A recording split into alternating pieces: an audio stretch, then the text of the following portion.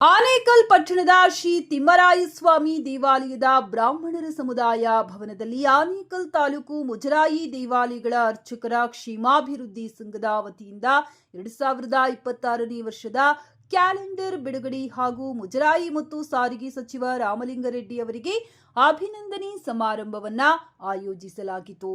ಕಾರ್ಯಕ್ರಮವನ್ನ ಉದ್ಘಾಟಿಸಿ ಮಾತನಾಡಿದ ಸಚಿವ ರಾಮಲಿಂಗಾರೆಡ್ಡಿ ಅವರು, ದೇವರು ಮತ್ತು ಭಕ್ತರ ನಡುವೆ ಅರ್ಚಕರು ಕೊಂಡಿ ಕೆಲಸ ಮಾಡುತ್ತಾರೆ. ದೇವತಾ ಕಾರ್ಯಗಳನ್ನು ಮಾಡುವ ಅರ್ಚಕರಿಗೆ ಗೌರವ ನೀಡಬೇಕಾದದ್ದು ಪ್ರತಿಯೊಬ್ಬರ ಜವಾಬ್ದಾರಿಯಾಗಿದೆ.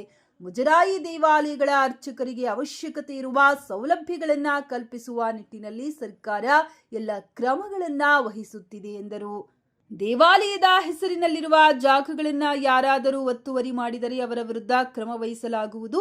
ಮುಜರಾಯಿ ದೇವಾಲಯಗಳಿಗೆ ಸಂಬಂಧಿಸಿದ ಆಸ್ತಿ ಪಾಸ್ತಿಗಳನ್ನು ಸಂರಕ್ಷಿಸಲು ಸರ್ಕಾರ ಬದ್ಧವಾಗಿದ್ದು, ಮುಂದಿನ ದಿನಗಳಲ್ಲಿ ಎಲ್ಲ ಆಸ್ತಿಗಳನ್ನು ರಕ್ಷಿಸಲು ತಡೆಗೋಡೆಗಳನ್ನು ನಿರ್ಮಿಸಲಾಗುವುದು. ಅರ್ಚಕರು ತಮ್ಮ ದೇವಾಲಯಕ್ಕೆ ಸಂಬಂಧಿಸಿದ ದಾಖಲೆಗಳನ್ನು ಜತನದಿಂದ ಕಾಪಾಡಬೇಕು.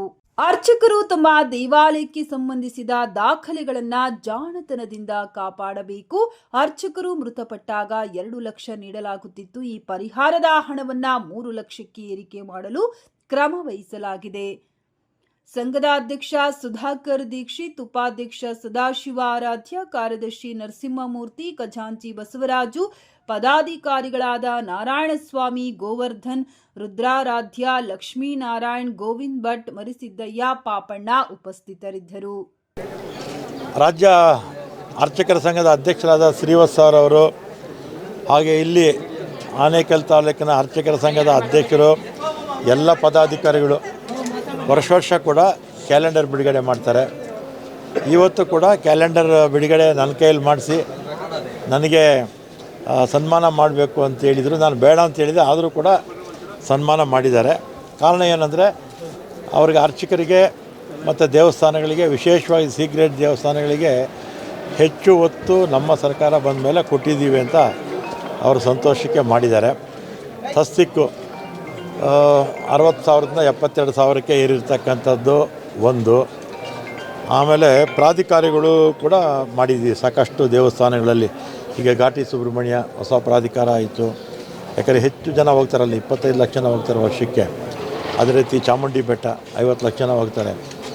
ಆಮೇಲೆ ಅದೇ ರೀತಿ ಹುಲಿಗಮ್ಮ ದೇವಸ್ಥಾನ 70-80 ಲಕ್ಷ ಜನ ಹೋಗ್ತಾರೆ ವರ್ಷಕ್ಕೆ. ಅದೇ ರೀತಿ ರೇಣುಕಾ ಯಲ್ಲಮ್ಮ 1 ಕೋಟಿ ಜನ ಹೋಗ್ತಾರೆ ವರ್ಷಕ್ಕೆ. ಇತ್ತೀಚೆಗೆ ಇದು ರೇಣುಕಾ ನಮ್ಮ ಶಿವಮೊಗ್ಗದಲ್ಲಿ ಇದು ಸಿಗಂದೂರು ಚೌಡೇಶ್ವರ ಎಲ್ಲ ಅಲ್ಲೊಂದು ಪ್ರಾಧಿಕಾರ ಆಯಿತು. ಹೆಚ್ಚು ಜನ ಎಲ್ಲಿ ಹೋಗ್ತಾರೆ, ಒಂದು 25 ಲಕ್ಷದಿಂದ 1 ಕೋಟಿವರೆಗೂ ಅಂಥ ಕಡೆ ಪ್ರಾಧಿಕಾರಗಳು ಮಾಡಿ ಸೌಕರ್ಯಗಳ ಮೂಲಭೂತ ಸೌಕರ್ಯಗಳು ಕೊಡೋದಕ್ಕೆ ನಮ್ಮ ಸರ್ಕಾರ ಮಹತ್ತರ ಹೆಜ್ಜೆಯನ್ನು ತಗೊಂಡಿದೆ. ಅದಾದಮೇಲೆ ಅರ್ಚಕರ ಮಕ್ಕಳಿಗೆ ವಿದ್ಯಾಭ್ಯಾಸಕ್ಕೆ ನಾವು ಪ್ರತಿ ವರ್ಷ ಕೂಡ 5,000ದಿಂದ 1 ಲಕ್ಷ ರೂಪಾಯಿವರೆಗೂ ಕೊಡ್ತೀವಿ, ಪ್ರತಿ ವರ್ಷ ಕೊಡ್ತೀವಿ. ಆಮೇಲೆ ಅದನ್ನು ಕೂಡ ಮೊನ್ನೆ ಡಿಸೆಂಬರ್ 31ಕ್ಕಿತ್ತು, ಇನ್ನೂ 1 ತಿಂಗಳು ಎಕ್ಸ್ಟೆನ್ಷನ್ ಮಾಡಿ ಅಂತ ಹೇಳಿದ್ದೀನಿ. ಆಮೇಲೆ ಹಿಂದೆ ಅರ್ಚಕರು ತೀರೋಗ್ಬಿಟ್ರೆ ಅವರಿಗೆ ಬಿಡಿಗಾಸು ಕೊಡ್ತಿರಲಿಲ್ಲ.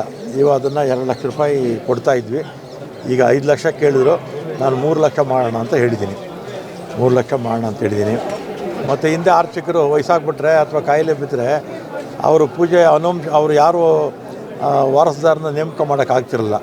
ಅದನ್ನು ಈಗ ತಹಸೀಲ್ದಾರ್ ಕೊಟ್ಟು ಅವರು ಪೂಜೆ ಮಾಡೋದಕ್ಕೆ ಆಗದೇ ಇದ್ದರೆ ಯಾರು ಅವ್ರ ವಾರಸುದಾರರು ಅಂತ ನೇಮಕ ಮಾಡೋ ಅಧಿಕಾರನ ಕೂಡ ಮಾಡಿಕೊಟ್ಟಿದ್ದೀವಿ. ಇವತ್ತಿನ ಡಿಮ್ಯಾಂಡು ಅವ್ರದ್ದೇನೆಂದರೆ, ಈ ನಮ್ಮ ದೇವಸ್ಥಾನದ ಹೆಸರಲ್ಲೇ ಪ್ರಾಪರ್ಟಿ ಇರಿಸುತ್ತೆ, ಆದರೂ ಕೂಡ ಕೆಲವರು ಅಕ್ರಮವಾಗಿ ಮುಜರಾಯಿ ಹೆಸರಲ್ಲಿಯೂ ಅಥವಾ ದೇವಸ್ಥಾನದ ಹೆಸರಲ್ಲಿದ್ದರೂ ಕೂಡ ಅವರು ಅದನ್ನು ಅನುಭವಿಸ್ತಾ ಇದ್ದಾರೆ ಅಂತ ಹೇಳಿದ್ದಾರೆ. ಈಗಾಗಲೇ ನಾವು 17,000 ಎಕರೆ ಇಂಡೀಕರಣ ಮಾಡಿದ್ದೀವಿ. 2.5 ವರ್ಷಕ್ಕೆ ಮುಂಚೆ ಬರೀ 3,500 ಎಕರೆ ಇತ್ತು. ಆಮೇಲೆ 20,000 ಪ್ರಾಪರ್ಟೀಸು ದೇವಸ್ಥಾನದ ಹೆಸರು ಮಾಡಿದ್ದೀವಿ.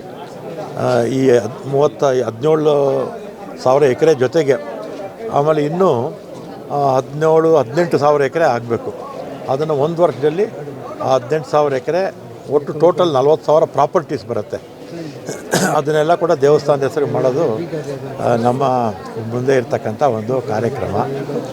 ಮತ್ತು ಈ ಅರ್ಚಕರಿಗೆ ಸ್ವಲ್ಪ ಅನುಕೂಲ ಮಾಡಬೇಕು ಅಂತೇಳಿ ಅರ್ಚಕರಿಗೆ ಪಾಪ ಇನ್ಶೂರೆನ್ಸ್ ಮಾಡಬೇಕು. ಅನುವಂಶಿಕ ಅರ್ಚಕರು ಅವ್ರಿಗೆ ತಸ್ತಿಕ್ಕು ಪೂಜೆ ಮಾಡೋಕ್ಕೆ ಹಣ ಬಿಟ್ಟರೆ ಬೇರೆ ಆದಾಯ ಏನು ಇರೋದಿಲ್ಲ.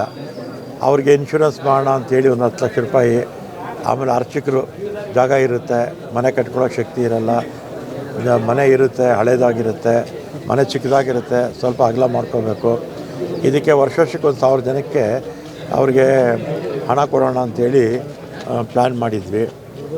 ಅದಾದಮೇಲೆ ಇದು ಸೀಕ್ರೆಟ್ ಟೆಂಪಲ್ಸ್ಗೆ ವರ್ಷಕ್ಕೆ 1,000 ಟೆಂಪಲ್ಸ್ಗೆ ಒಂದು ಸ್ವಲ್ಪ ಹಣ ಕೊಟ್ಟರೆ 5 ವರ್ಷಕ್ಕೆ 5,000 ಆಗುತ್ತೆ.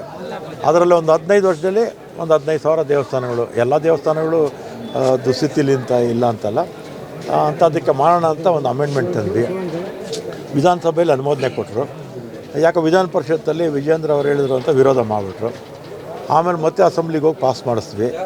ಆಮೇಲೆ ಗವರ್ನರ್ ಅವರು ಅದನ್ನು ಮಾಡಿಲ್ಲ, ಅದನ್ನು ಅನುಮೋದನೆ ಮಾಡಲಿಲ್ಲ. ಆಮೇಲೆ ನಮ್ಮ ಮುಖ್ಯಮಂತ್ರಿಗಳು ಅದನ್ನು ರಾಷ್ಟ್ರಪತಿಗಳಿಗೆ ಕಳಿಸಿದ್ದಾರೆ. ಅವರು ಅನುಮೋದನೆ ಮಾಡಿದ್ರೆ ಒಂದಷ್ಟು ಹೆಚ್ಚು ಹಣ ಬರುತ್ತೆ. ಅದನ್ನು ಅರ್ಚಕರ ಮನೆಗಳು ಕಟ್ಟೋದಕ್ಕೆ, ಅರ್ಚಕರಿಗೆ ಇನ್ಶೂರೆನ್ಸ್ಗೆ, ಸೀಕ್ರೆಟ್ ಟೆಂಪಲ್ಸ್ ಅಭಿವೃದ್ಧಿಗೆ ಅನುಕೂಲ ಆಗುತ್ತೆ ಅಂತ ಪ್ರಯತ್ನ ಮಾಡ್ತಾಯಿದ್ದೀವಿ.